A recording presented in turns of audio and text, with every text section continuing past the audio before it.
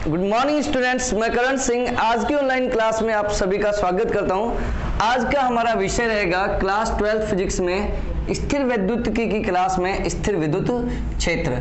सही है, आज हम स्थिर विद्युत क्षेत्र को डिस्कस करेंगे और स्थिर वैद्युतिकी की ये 5th क्लास है, 5वीं क्लास है, 5th लेक्चर है। ठीक है, स्थिर विद्युत क्षेत्र क्या है और इसकी जरूरत क्यों पड़ती है, ओके, और इससे संबंधित कुछ और बातें हम लोग डिटेल में डिस्कस करेंगे। ठीक है, तो let us start it. Okay, देखो, विद्युत बल, चुंबकीय बल, गुरुत्वीय बल, ये कुछ ऐसे बल हैं जिनके लिए दो वस्तुओं के बीच संपर्क की जरूरत नहीं है। ओके, मतलब ये कैसे बल हैं? नॉन कॉन्टैक्ट फोर्स है, नॉन कॉन्टैक्ट फोर्स है, ये असंपर्की बल है। ठीक है, जैसे एक आवेश है, मान लेते हैं Q1 और दूसरा आवेश है Q2, तो कूलाम के नियम के अनुसार इन दोनों के बीच बल लगता है KQ1 Q2 अपॉन R²। ठीक, अब प्रश्न ये उठता है, अच्छा, हमने ये भी डिस्कस किया था कि Q1 Q2 पर बल लगाता है जितने परिमाण का, Q2 भी उतने ही परिमाण का बल लगाता है, लेकिन दिशा में क्या रहता है? वो बल एक दूसरे के विपरीत। सही, अब प्रश्न ये उठता है कि Q1 Q2 पर बल क्यों लगा पा रहा है या कैसे लगा पा रहा है, क्यों नहीं, Q1 Q2 पर कैसे बल लगा पा रहा है या Q2 Q1 पर कैसे बल लगा पा रहा है। तो इस बात को, नॉन कॉन्टैक्ट फोर्स के एग्जिस्टेंस को एक्सप्लेन करने के लिए एक कंसेप्ट, एक संकल्पना का उपयोग किया जाता है और उस संकल्पना का नाम क्या है? क्षेत्र संकल्पना। उस संकल्पना का क्या नाम है? क्षेत्र संकल्पना। सही है, यदि जैसे हम बात करें, पृथ्वी की बात करते हैं, ठीक है, पृथ्वी और ये एक पिंड है, छोटा सा पिंड है m द्रव्यमान का। ठीक है, तो पृथ्वी इसको अपनी ओर क्यों खींच पा रही है, अपनी ओर क्यों आकर्षित कर पा रही है, क्यों गुरुत्वाकर्षण बल लगा पा रही है? तो क्षेत्र संकल्पना के अनुसार पृथ्वी का अपना क्या है? एक क्षेत्र है। पृथ्वी का क्या है? अपना एक क्षेत्र है, और वो क्षेत्र किसकी वजह से है? द्रव्यमान के कारण है। वो क्षेत्र किसके कारण है? द्रव्यमान के कारण है। तो द्रव्यमान के कारण पृथ्वी एक क्षेत्र उत्पन्न करती है और उस क्षेत्र को क्या नाम दिया जाता है? गुरुत्वीय क्षेत्र। क्या नाम दिया जाता है? गुरुत्वीय क्षेत्र। तो वास्तव में पृथ्वी अपना एक गुरुत्वीय क्षेत्र रखती है और उस गुरुत्वीय क्षेत्र में यदि कोई अन्य पिंड आएगा तो पृथ्वी उस पर क्या लगाएगी? बल लगाएगी। तो गुरुत्वीय बल वास्तव में किसके एग्जिस्टेंस की वजह से लगता है? किसके कारण से लगता है? गुरुत्वीय क्षेत्र के कारण से लगता है। पृथ्वी गुरुत्वीय क्षेत्र उत्पन्न करती है और उस गुरुत्वीय क्षेत्र में दूसरे पिंड पर क्या लगता है? गुरुत्वीय बल। इसी तरह यदि एक आवेश की बात करें, Q आवेश है, तो Q आवेश के चारों ओर भी एक क्षेत्र होगा। ओके, Q आवेश के चारों ओर एक क्षेत्र होगा जिसमें कोई दूसरा आवेश क्या अनुभव करेगा? विद्युत बल अनुभव करेगा। F बराबर KQ Q0/R² बल अनुभव करेगा Q0। सही है, तो कैपिटल Q के कारण Q0 पर बल लगेगा बिना कॉन्टैक्ट के। तो कैपिटल Q0 पर बल क्यों लगा पा रहा है? तो साइंटिस्ट लोगों, क्षेत्र संकल्पना के अनुसार कैपिटल Q एक क्षेत्र उत्पन्न कर रहा है। आवेश के द्वारा उत्पन्न क्षेत्र को क्या नाम दिया जाता है? विद्युत क्षेत्र नाम दिया जाता है। आवेश के कारण उत्पन्न क्षेत्र को क्या नाम दिया जाता है? विद्युत क्षेत्र उत्पन्न किया जाता है। तो क्षेत्र संकल्पना के अनुसार प्रत्येक आवेश एक विद्युत क्षेत्र उत्पन्न करता है और उस विद्युत क्षेत्र में यदि कोई अन्य आवेश आएगा तो वह अन्य आवेश विद्युत क्षेत्र में बल का अनुभव करेगा। तो यहाँ पर प्रश्न क्या था हमारा कि Q1 Q2 एक दूसरे पर बल क्यों लगा पा रहे हैं? क्योंकि Q1 एक क्षेत्र उत्पन्न कर रहा है, उसमें Q2 पर बल लगेगा और Q2 भी एक विद्युत क्षेत्र उत्पन्न कर रहा है और इसमें बल लगेगा किस पर? Q1 पर। तो नॉन कॉन्टैक्ट फोर्सेज को एक्सप्लेन करने के लिए कौन सा कंसेप्ट यूज किया जाता है? क्षेत्र कंसेप्ट, फील्ड कंसेप्ट यूज किया जाता है। क्षेत्र संकल्पना या क्षेत्र अवधारणा का उपयोग करते हैं। सही, अच्छा, अब हम हमारा मेन कंसर्न जो है वो विद्युत क्षेत्र पर रहेगा। तो विद्युत क्षेत्र के बारे में हम क्या लिख सकते हैं? ठीक है,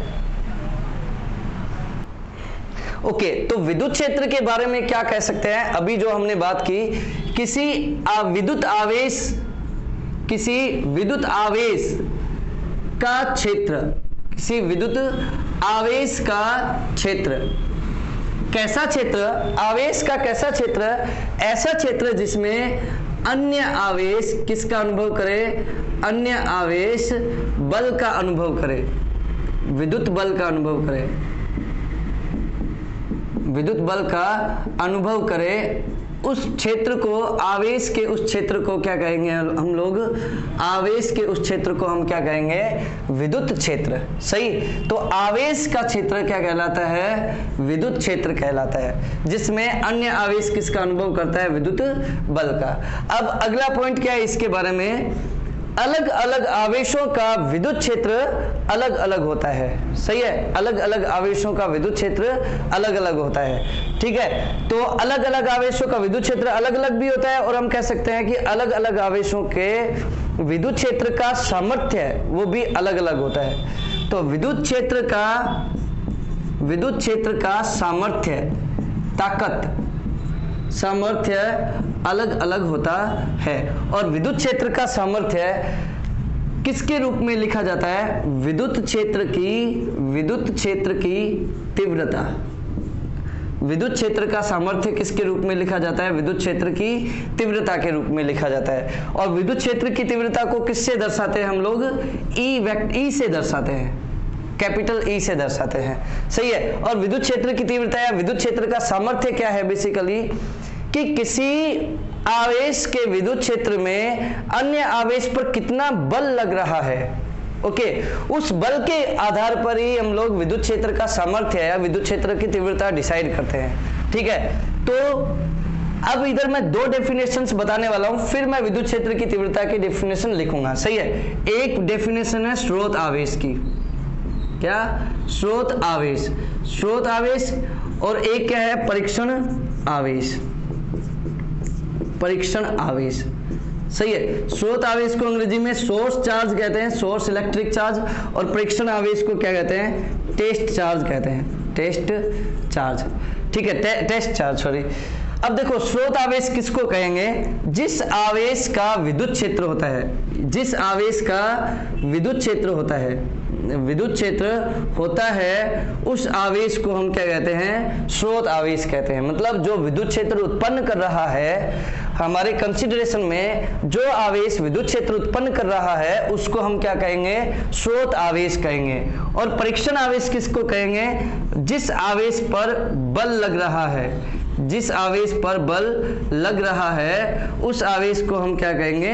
परीक्षण आवेश। मतलब जो आवेश स्रोत आवेश के विद्युत क्षेत्र को क्या करता है? टेस्ट करता है। जो आवेश स्रोत आवेश के विद्युत क्षेत्र को टेस्ट करता है, उसका पता लगाता है कि विद्युत क्षेत्र है कि नहीं है, उस आवेश को हम क्या कहेंगे?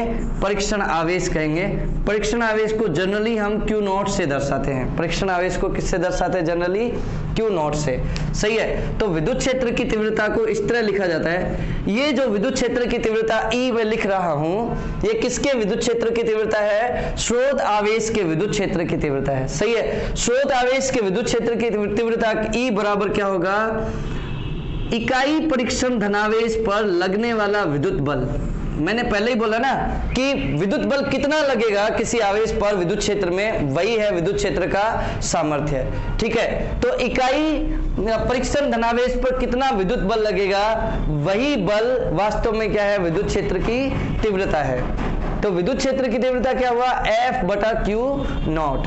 ओके, और विद्युत क्षेत्र की तीव्रता एक सदिश राशि है, तो E वेक्टर बराबर लिखा जाएगा F वेक्टर बटा Q नॉट। E वेक्टर बराबर F वेक्टर बटा Q नॉट। ठीक है, ये विद्युत क्षेत्र की तीव्रता के बारे में परिभाषा हो गई। विद्युत क्षेत्र की तीव्रता की परिभाषा क्या है? इकाई विद्युत क्षेत्र में, स्रोत आवेश के विद्युत क्षेत्र में इकाई धनावेश पर लगने वाला विद्युत बल क्या कहलाएगा? विद्युत क्षेत्र की तीव्रता कहलाएगा। सही है। और विद्युत क्षेत्र की तीव्रता का मतलब है विद्युत क्षेत्र का सामर्थ्य, कि विद्युत क्षेत्र, आवेश का विद्युत क्षेत्र कितना ताकतवर है। ओके,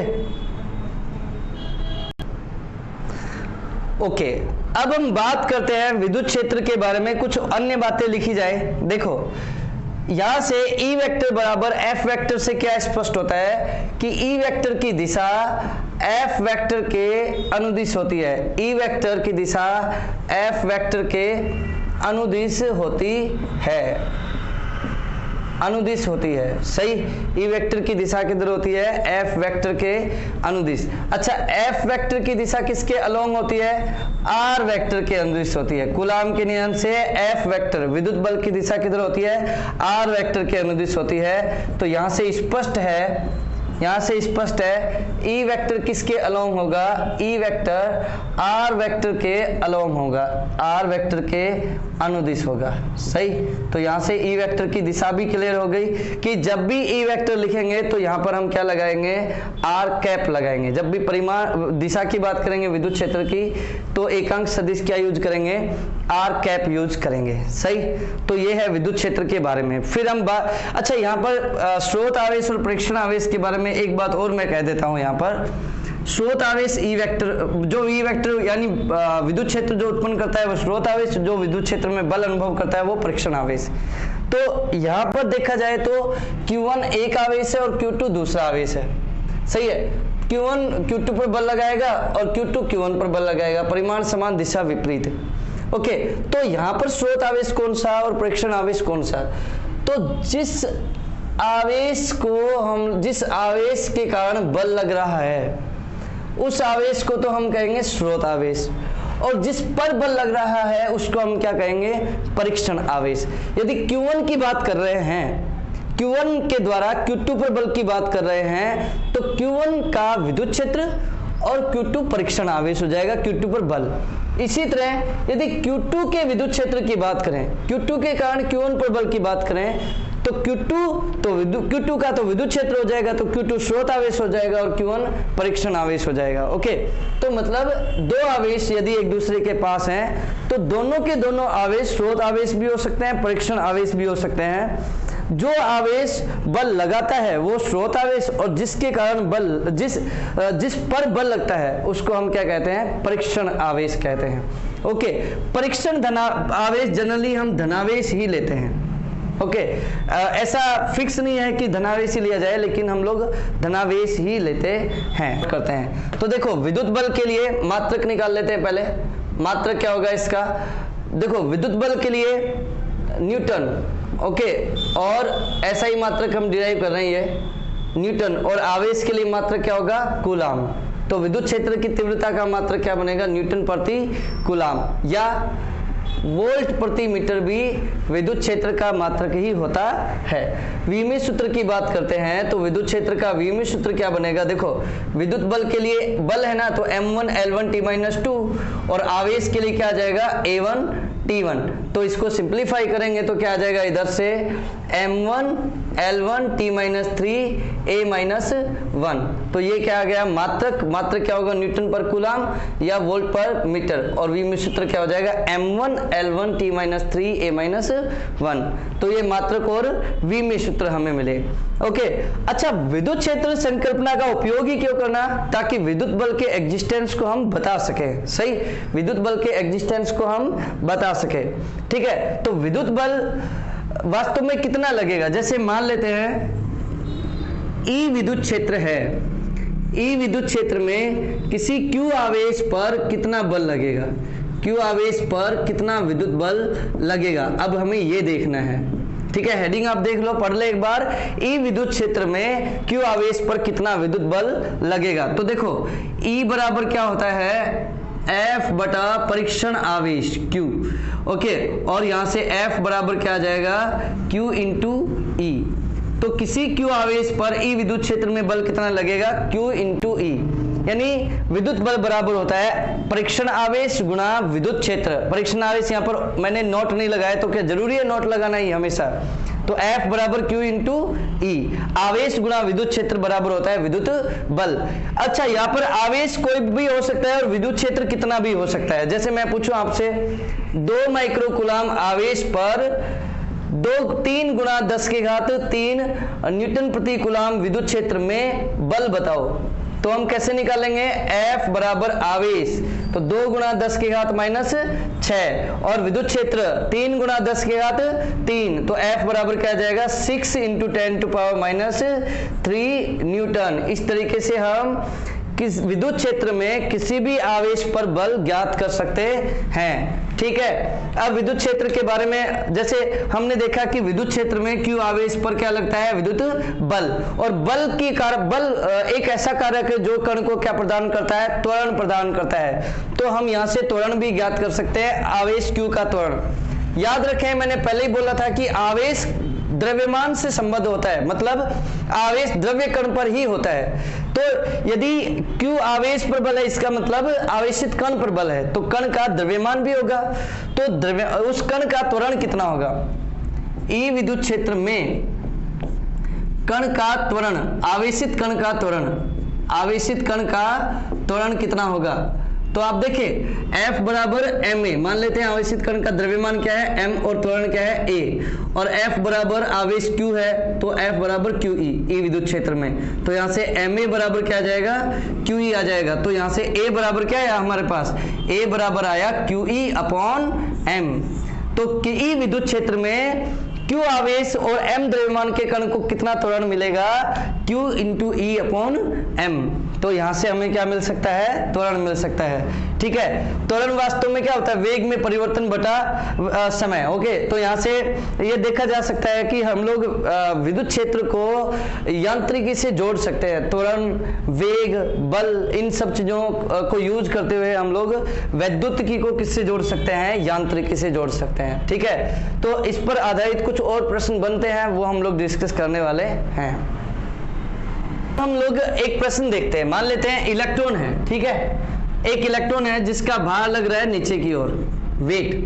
ठीक है, अब हम लोग इस इलेक्ट्रॉन पर किधर ऊपर की तरफ बल लगाएंगे F। ऊपर की तरफ एक बल F इस प्रकार लगना चाहिए ताकि ये F इस mg को क्या कर दे, संतुलित कर दे, मतलब ये इलेक्ट्रॉन धरातल पर ना गिरे। यहाँ एक इलेक्ट्रॉन है, इसका भार नीचे की ओर लग रहा है। अब इस इलेक्ट्रॉन पर एक बल ऊपर की तरफ F लगना चाहिए ताकि ये mg को क्या कर दे, संतुलित कर दे, और इलेक्ट्रॉन यहाँ है वही रहे। सही है, तो ऐसा कैसे हो सकता है। तो हमें पता है कि आवेश पर बल कौन लगा सकता है, विद्युत क्षेत्र। हम लोग क्या कर सकते हैं, एक ऐसा विद्युत क्षेत्र लगा सकते हैं जो इस mg को संतुलित कर दे, जिसके कारण जो बल लगे वो बल इस mg को संतुलित कर दे। तो याद रखना, धनावेश पर विद्युत क्षेत्र में, धनावेश पर विद्युत क्षेत्र की दिशा में बल लगता है, और ऋणावेश पर विद्युत क्षेत्र के विपरीत दिशा में बल लगता है। याद रखना, विद्युत क्षेत्र में धनावेश पर विद्युत क्षेत्र की दिशा में बल लगता है और ऋणावेश पर विद्युत क्षेत्र के विपरीत दिशा में बल लगता है। तो यदि ये इलेक्ट्रॉन है और हमें एक बल ऊपर की ओर चाहिए, इलेक्ट्रॉन ऋणावेशित है, तो हमें विद्युत क्षेत्र नीचे की ओर आरोपित करना चाहिए। सही है, अब यदि ये विद्युत क्षेत्र नीचे की ओर है तो इस इलेक्ट्रॉन पर बल किधर लगेगा, ऊपर की तरफ, और F बराबर क्या होगा, E इंटू E। सही है, संतुलन की अवस्था में E बराबर mg, E बराबर क्या आ जाएगा, mg। तो E बराबर क्या आ जाएगा, mg बटा E। सही, तो यहां से m इलेक्ट्रॉन का द्रव्यमान 9.1 गुणा 10 के घात माइनस 31 kg, बिल्कुल सही।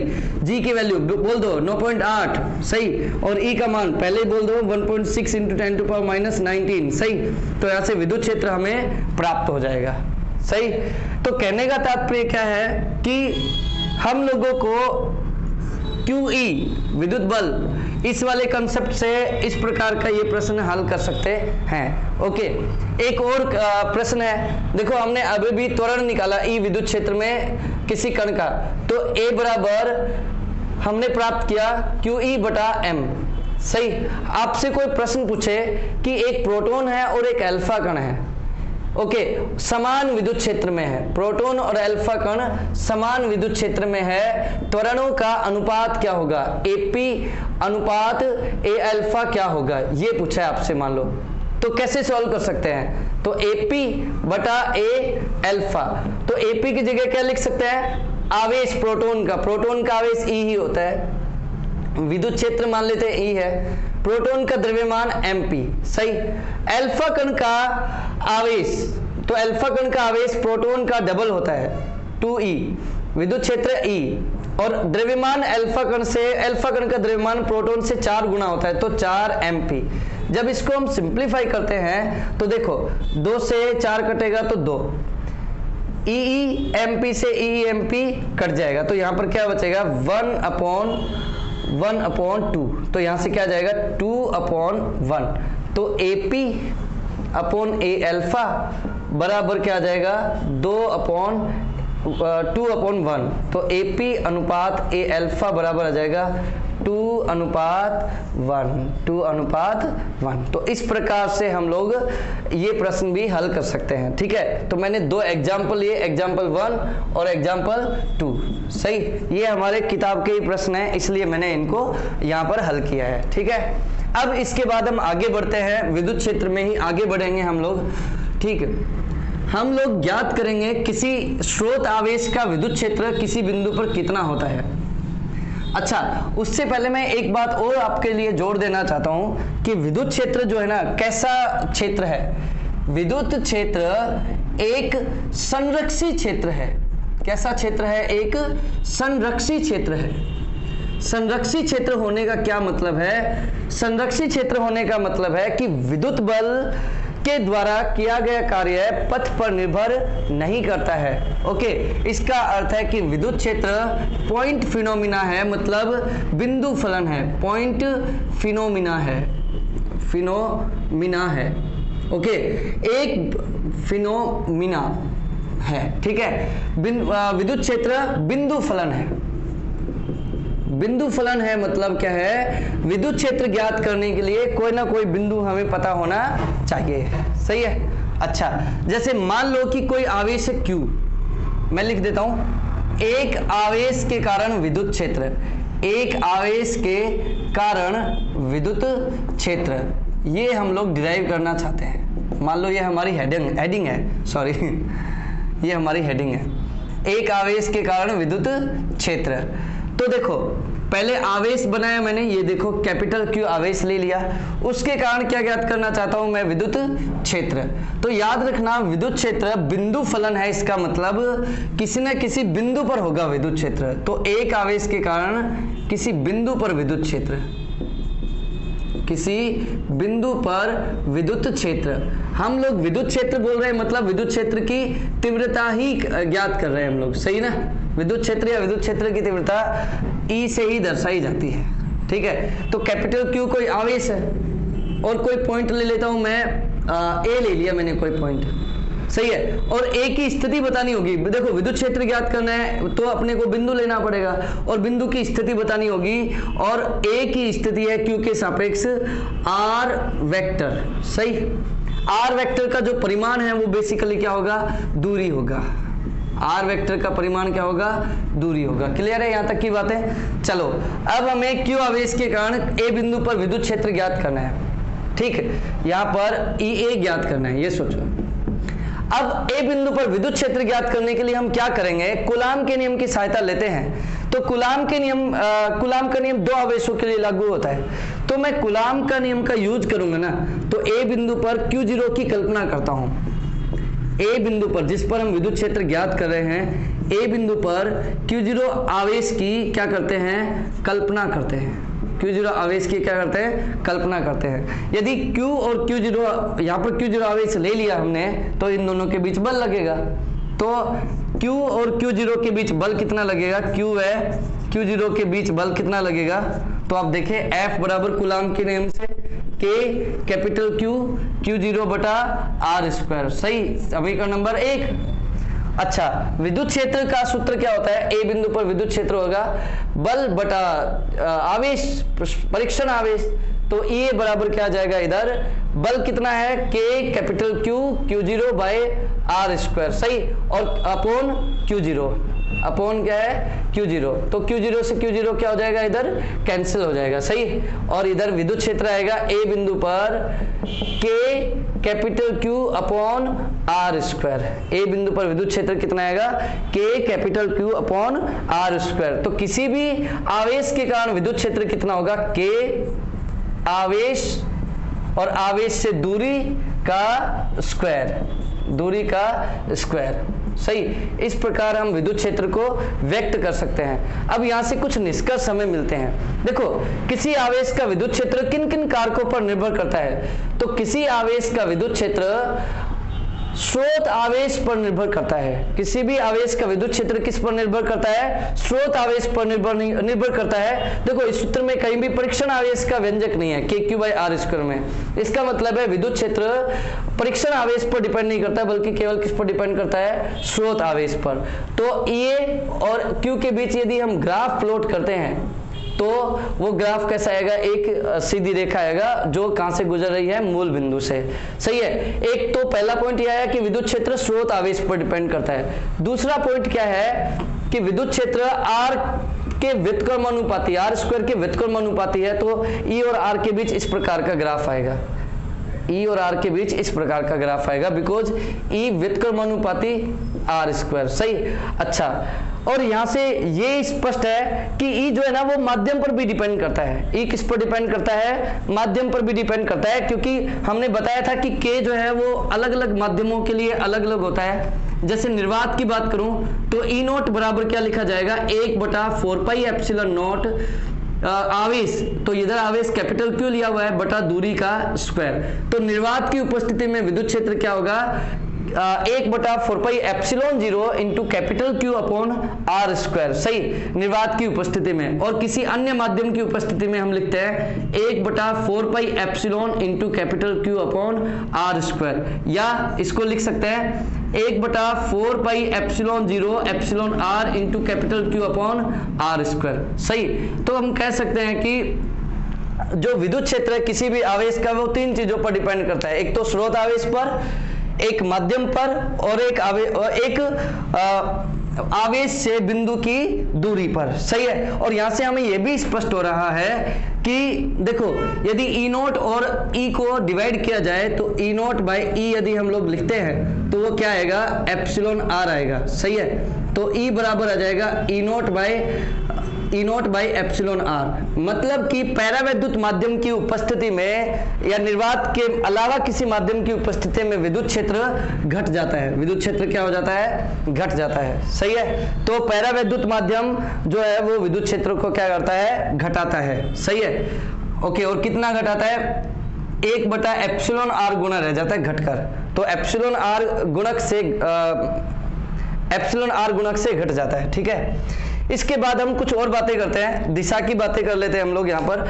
यदि हम इसको सदिश रूप में लिखें, जो हमने ये इक्वेशन प्राप्त किया समीकरण नंबर 2 जो है, इस इक्वेशन में इसको सदिश रूप में लिखे तो E बराबर लिखेंगे K capital Q upon R² dot R cap. ये R कैप क्या दर्शाता है कि विद्युत क्षेत्र किसके अनुदिश होता है? R सदिश के अनुदिश होता है। जो ये R सदिश है इसके अनुदिश होता है। सही है। अच्छा, आगे देखिए कुछ और पॉइंट्स अभी आपको मिलेंगे यहाँ पर। देखो, यदि स्रोत आवेश प्लस Q है तो उसका विद्युत क्षेत्र होगा E बराबर K plus Q upon R² dot R cap. Okay, इसका क्या अर्थ है कि धनावेश का विद्युत क्षेत्र R कैप के अनुदिश होता है। सही है। धनावेश का विद्युत क्षेत्र किधर होता है? R कैप के अनुदिश। मतलब कि ये धनावेश है, मान लो ये आवेश है स्रोत आवेश, और R कैप यानी R सदिश है बिंदु की ओर। तो धनावेश का विद्युत क्षेत्र E सदिश जो है वो R कैप के अनुदिश होगा, मतलब R सदिश के अनुदिश होगा, मतलब आवेश से दूर की ओर होगा। तो हम लिख सकते हैं धनावेश का विद्युत क्षेत्र आवेश से दूर होगा,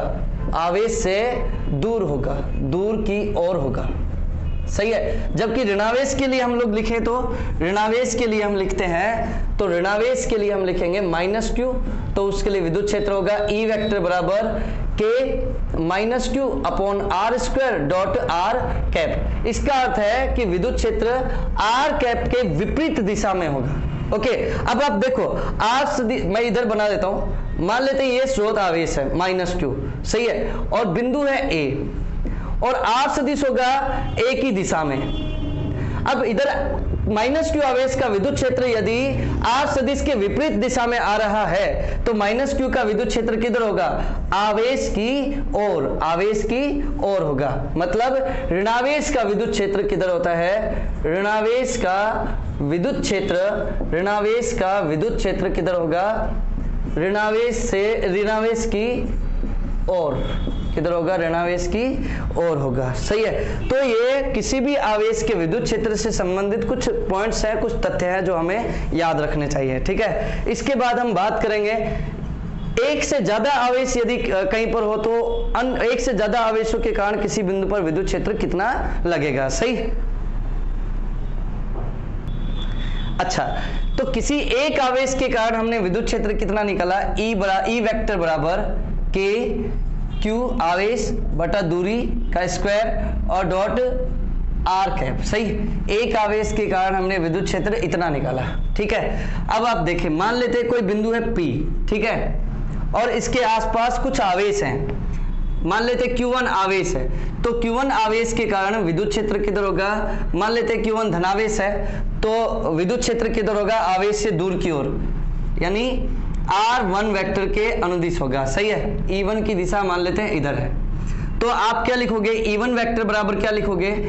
K आवेश प्लस Q1। अभी हम प्लस नहीं लिखेंगे, हमने माना हुआ है प्लस ही है, तो ठीक है ना, आप एज्यूम करो कि यहाँ प्लस ही है, लिखेंगे नहीं हम प्लस को। K Q1 अपॉन दूरी का स्क्वायर डॉट R1 कैप। सही है। तो Q1 आवेश का P बिंदु पर विद्युत क्षेत्र इतना है। एक और आवेश होता सपोज Q2, ये भी प्लस ही है, और इसका दूरी कितनी है? R2 सदिश। सही है। तो ये भी धनावेश है, तो विद्युत क्षेत्र इसका भी R2 सदिश के अनुदिश होगा, मतलब इधर होगा।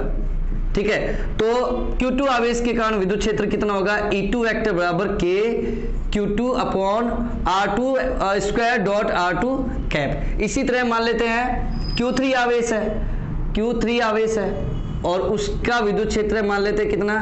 E3 vector. ओके। और ये होगा किधर? R3 सदिश के अनुदिश। तो E3 सदिश क्या लिखा जाएगा? K Q3 आवेश बटा दूरी R3 का स्क्वायर डॉट R3 कैप। सही है। इसी तरह मान लेते हैं एक और आवेश है Qn। सही। और उसका विद्युत क्षेत्र किधर है? En वेक्टर इस तरफ, और दूरी क्या है इसकी? Rn vector suppose. तो En सदिश बराबर क्या आएगा? K आवेश Qn और बटा दूरी Rn square dot Rn cap. इस प्रकार से यदि किसी बिंदु के आसपास कुछ आवेश रखे हों, तो सभी आवेश इस बिंदु पर विद्युत क्षेत्र उत्पन्न आरोपित करेंगे। सभी आवेश इस बिंदु पर क्या आरोपित करेंगे? विद्युत क्षेत्र E1 E2 E3 En। सही है। तो P बिंदु पर परिणामी विद्युत क्षेत्र कितना होगा? P बिंदु पर परिणामी विद्युत क्षेत्र कितना होगा? आप लोग शायद समझ गए होंगे कि यहाँ पर परिणामी विद्युत क्षेत्र कितना होना चाहिए। परिणामी विद्युत क्षेत्र भाई जितने भी आवेश हैं, या जितने भी आवेशों के कारण विद्युत क्षेत्र है E1 E2 E3 En, तो हम यहाँ पर परिणामी विद्युत क्षेत्र ज्ञात करना चाहते हैं, तो इन विद्युत क्षेत्रों को क्या कर देंगे? इधर ऐड कर देंगे। सही। जोड़ देंगे तो हमें P बिंदु पर कैसा विद्युत क्षेत्र मिल जाएगा? परिणामी विद्युत क्षेत्र मिल जाएगा। सही है। अच्छा, या ये जरूर याद रखने का है कि विद्युत क्षेत्र सदिश राशि है, तो इन विद्युत क्षेत्रों का कैसा योग होना चाहिए? सदिश योग होना चाहिए। सदिश योग होना चाहिए मतलब सदिश योग के जो नियम है उनके अनुसार ही E1 E2 E3 En इन सब का जोड़ होना चाहिए। तो ठीक है, ये थी हमारी क्लास आज की, जिसमें हमने विद्युत क्षेत्र को डिस्कस किया। ओके। विद्युत क्षेत्र एक आवेश के कारण या एक से ज्यादा आवेशों के कारण। ओके। विद्युत क्षेत्र की जरूरत क्यों हमें पड़ी? विद्युत क्षेत्र हमें क्या देता है? जैसे विद्युत क्षेत्र हमें क्या देता है? यदि आवेश रख दिया जाए विद्युत क्षेत्र में, तो उस आवेश पर क्या लगता है? बल, और आवेश को त्वरित कर देता है विद्युत क्षेत्र। सही है। तो हमने